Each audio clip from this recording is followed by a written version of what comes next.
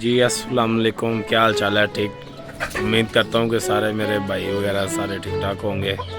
आज सुबह का व्लॉग स्टार्ट करते हैं। आए आज आपको अपनी रूटीन दिखाते हैं। अभी मैं ऊपर आया हूँ। ऊपर आके जैसे ही मैंने मुर्गियाँ वगैरह छोड़ी, मैंने कहा चले हैं कि छोटा सा व्लॉग हो जाए। सारे भाई का कमेंट्स आ रहे होते हैं कि भाई आप सीलों का शौक़ नहीं करवा रहे, यार आप सीलों का शौक़ करवाया करें।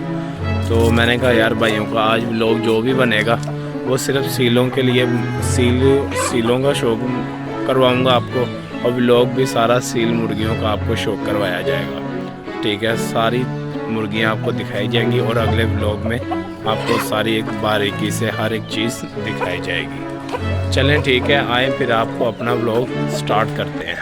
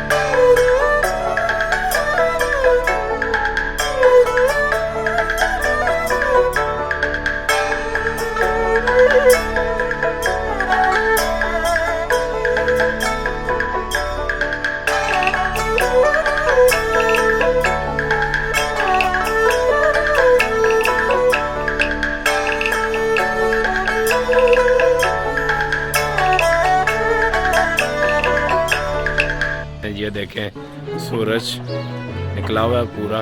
ठीक है, आज सूरज ने बड़े दिनों के बाद हमें मुखड़ा दिखाया अपना। और लाइक और सब्सक्राइब भी कर दिया करें। ठीक है।